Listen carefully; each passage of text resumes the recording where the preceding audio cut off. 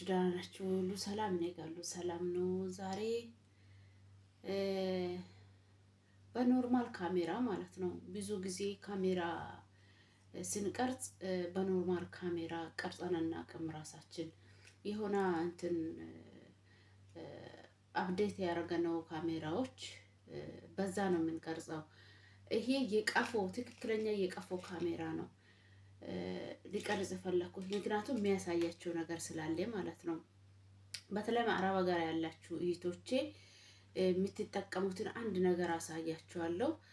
እስከ ዛሬ ድረስ እኔ በጮጋራና በጋዝ እየተሰቃየው የነበርኩበት፣ ጋዝ ስላቸው የበለነው ምግቦች በትክክል መጸዳጃ ካልተጠቀመ ነው። መጸዳጃ ከሌለ ያው የትልቁ ሽንት ማለት ነው። ትልቁ ሽንት አግባቡ ካልተጸዳደን ጋዝ ይፈጥረናል ሰውነታችን ላይ ማለት ነው። ጋዝ ስለሚፈጥር ያንን ነገር ለእናንተ እኔ ተጠቅሜ ማለት ነው ተጠቅሜ ተፈውሼ ራሴ ሆኜ ተገኝቼ ለእናንተ ሊያካፍል መጥቻለሁ ማለት ነው። እሱ ምንድነው ካላችሁ ካሜራ እንዴት ነው? ቀረብ ብያለሁ፣ በጣም ቀረብ ብያለሁ። ካሜራው አይ በጣም ካሜራ ቀረብ ብያለሁ። ፊት ለፊት ካሜራ እንትን ላይ መጥቻለሁ። እስቲ ወጣ ብዬ አሁን ጥሩ ነው። ይሄንን ለማሳያት ነው የመጣሁት። እሱን ለማሳያት ነው የመጣሁት። እሱ ምንድነው ካላችሁ ቀረብ አድርጌ ያሳያችኋለሁ። ማይክ አልተጠቀምኩም። ኖርማል ካሜራ እና ኖርማል ድምጼ ነው እየተጠቀምኩ ያለሁት። ስለዚህ በቲትና ይሄንን ነገር እንድትጣመጡና በትክክል ስራ ላይ እንድትዋሉ ስለሚፈልግ ነው። ለምን እኔ ተጠቅሜ ያለው ተፈውሽ ያለው ተጠቅሜ ተፈውሽ ያለው እውነቴን ነው የሚላችሁ። ተጠቅሜ ተፈውሽ ያለው ስንት ዓመታት ስሰቃይ የነበርኩት 8 ዓመታት ስሰቃይ የነበርኩትን በሁለት ሳምንት ነው የተፈወስኩት ማለት ነው። በሁለት ሳምንት መጀመሪያ ለሁሉም ልሳካ ላይሳካ ልልም አልችልም። ለምን እኔ ብዙ ነገሮች አሁን ለምሳሌ እዚህ ሀገር ሆዱን ቆሻሻ እንዲያጥብ ሀሉል ይላሉ። ሀሉል ይጠቀማሉ። እሱንም ማሳያቸዋለሁ። ሀሉል ማለት ነው። ሀሉል አረቦች በወር ወይም ሁለቴ ይጠጣሉ ማለት ነው። ለምን የሆድ ቆሻሻውን አጥቦ ያወጣል።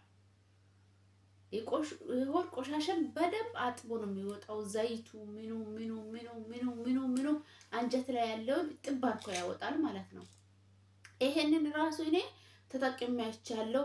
ኖ በቃ ንክች ማለት ነው። አንጀቴ እንዴት እንደደረቀ እኔ አላውቅም። በቃ ንክች አላለም። ስለዚህ አሁን ምንድነው ያገኘሁት? ይሄንን አገኘው ማለት ነው። ይሁት በደንብ ካሜራን በደንብ አሳያችኋለሁ። ይሁት ይሄንን አገኘው ማለት ነው። አያችሁት? ካሜራ ይታያል ካሜራው ላይ ጽሁፉ በደንብ እንድታውቁ ስለሚፈልግ ነው። ለምን ለዶክተሮች ስለምታሳዩ ጽሁፉን በደንብ ስክሪንሾት አድርጋችሁ ለዶክተሮች ታሳያላችሁ ማለት ነው። ከዛ ዶክተሮች እንትን ይላል። በሁለቱም በኩል አሳያችኋለሁ ጽሁፉን ማለት ነው። ይታያል በደንብ ይታያል ማለት ነው። በደንብ ይታያል። ከዛ ይሄ አንዳንድ ፍሬ ነው የሚበላው። ይሄ ማለት ነው አንዳንድ ፍሬ ነው የሚበላው። አንዳንድ ፍሬ ሁለት ጊዜ በላው ማለት ነው። አንዳንድ ፍሬ ሁለት ጊዜ ሲበላ ምንም ለውጥ አላየውም። ለውጥ ያየሁት ሁለት ፍሬ በልቼ ነው። ለምን አንጀቴ በጣም ስለደረቀ ማለት ነው። በጣም ስለደረቀ ለምን እኔ ተጠቅሜ ከዛ በኋላ ነው ይፋ የሚያወጣው። እኔ ለራሴ ያልተጠቀመኝን ነገር ለሰው ልጅ አላወጣም። ምክንያቱም መድኃኒት ነው። ይሄ መድኃኒት ከፋርማሲያ ከገዛችሁ 120 150 ሊወስድ ይችላል። ኖርማል ደግሞ ሕክምና ገብታችሁ የአንጀት ድርቀት አለን ብላችሁ ሕክምና ገብታችሁ በሕክምና ከፈለጋችሁ እስከ 60 ድራም እስከ 50 ድራም እስከ 40 ድራም ታገኛላችሁ።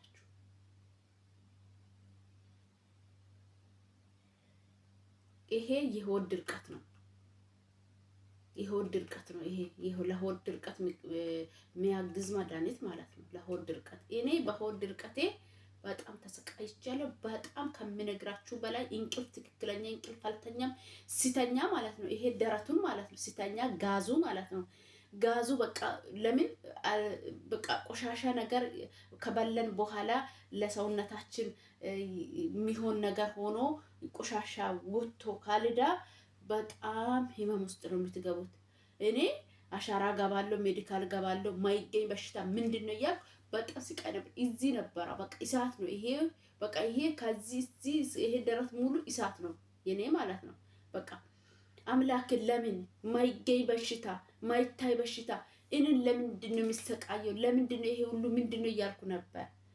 ከዛ ፈጣሪ ደግሞ ቀኑ ሲደርስብኝ አንቺ የምትፈወሽበት ቀን ይሄ ነው ብሎ ለኔ ያሳየበት ቀን በዚህ ተፈወስኩ ማለት ነው። በዚህ ተፈወስኩ። በነገራችን ላይ እኔ ምርመራ ገብቼ አይደለም ይሄንን የበላሁት። እዚህ ቤት አሮጊቷ አለችና ለአሮጊቷ ከፍቼ በጣም ጉጉ ነው ከፍቼ ሰጣታለሁ። ከዛ ሽንት ቤት ስትገባ ሽንት ቤቱ እርምጥምጥ አርጋ ነው የምትወጣው። በቃ ሁሌም ምንድነው ይላል ምንድነው ለካ ሆዱ የሚያጥም መድኃኒት ነው ይሄ።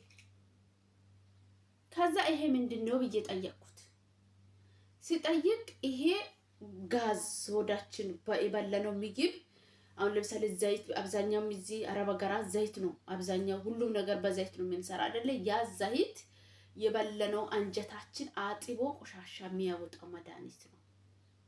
ለምን መንግስት ነፃ ነው የሚሰጠው ለአሮጊቷ። መንግስት ነፃ ይሰጣል።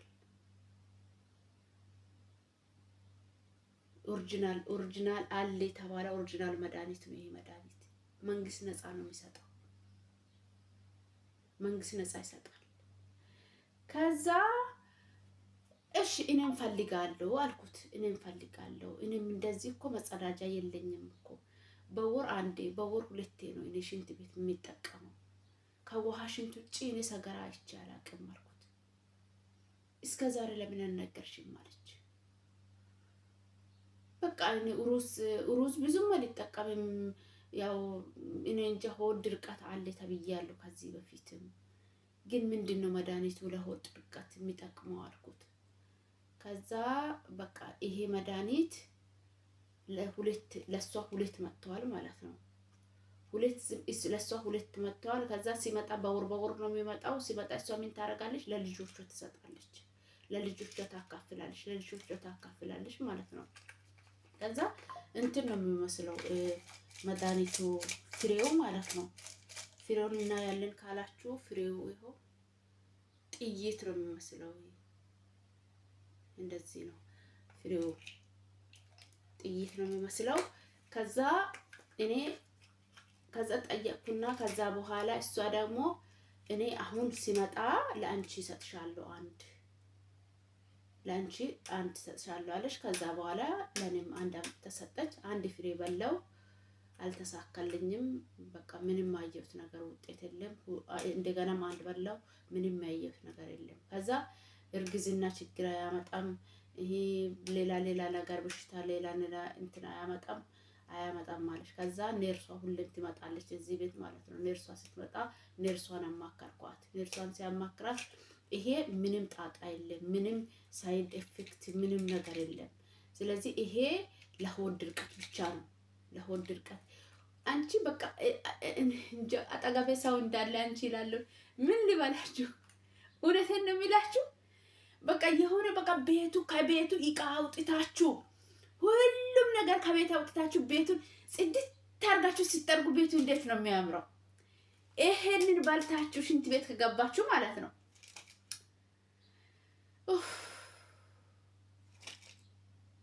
ምን ልበላችሁ? በቃ ሰውነታችሁ ሻወር ገብታችሁ እንደወጣችሁ ጽድት ነው የሚለው። በቃ ጽድት በቃ አጥቦ ከስር በቃ ከጭንቅላታችሁ ጀምሮ ያለውን ዘይት ምኑ ነገሮችን ሁሉንም ጥርስ አድርጎ ነው የሚያወጣላቸው። በቃ ይሄንን በልታችሁ ይሄን መብላት ያለባችሁ ከቤት ሳትወጡ ነው።